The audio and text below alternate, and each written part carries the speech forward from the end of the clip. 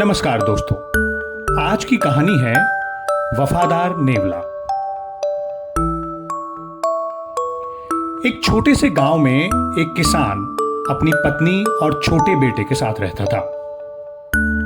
वो तीनों एक साथ बहुत खुश थे।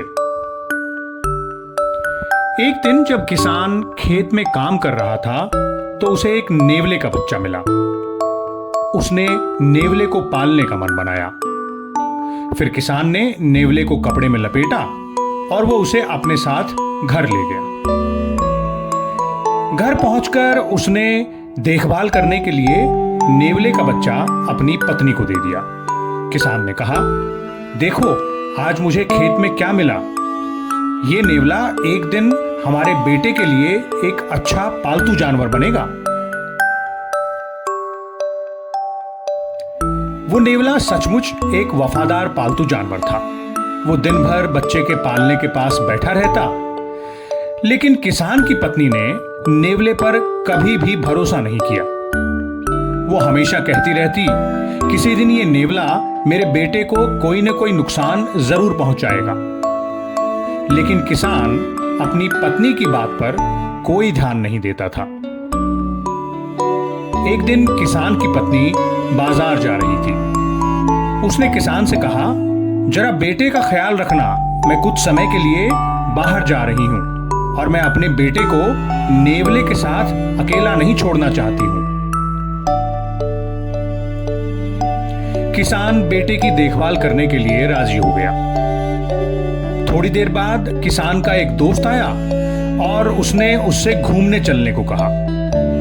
क्योंकि किसान के पास अब काम करने के लिए कुछ और नहीं था, इसलिए वो राजी हो गया। किसान के जाने के थोड़ी देर बाद उसकी पत्नी घर वापस आई। छोटा सा नेवला उसका स्वागत करने के लिए उसकी ओर दौड़ा। किसान की पत्नी ने देखा कि नेवले के मुंह पर तो खून लगा हुआ था।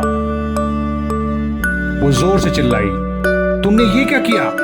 तुमने मेरे बेटे को मार डाला। और इसके साथ ही उसने अपनी टोकरी नेवले के सर पर दे मारी। नेवले के मुंह से एक चीख निकली और वो वहीं मरकर ढेर हो गया। फिर महिला दौड़कर घर के अंदर गई अपने बेटे को देखने के लिए। अंदर जाकर उसने पाया कि उसका बेटा पालने में शांति से सो रहा था। ये देखकर वो बहुत हैरान हुई। तभी उसने देखा कि पास में एक बड़ा सा सांप खून से लथपथ मरा पड़ा था। यानी कि नेवले ने घर में आए हुए सांप को मार डाला था। इसीलिए नेवले के मुंह पर खून भी लगा हुआ था। अब किसान की पत्नी तुरंत बाहर भागी।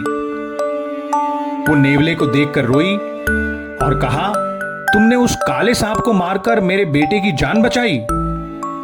महिला ने बहुत कोशिश की, लेकिन वो नेवले को फिर से जिंदा नहीं कर पाई। शाम को जब किसान घर आया तो उसको सारी बात पता चली और वो बहुत परेशान हुआ।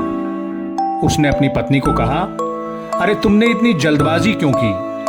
अगर तुमने नेवले को मारने से पहले एक बार सोचा होता तो हमारा प्यारा पालतू जानवर नेवला अभी भी हमारे साथ ही होता।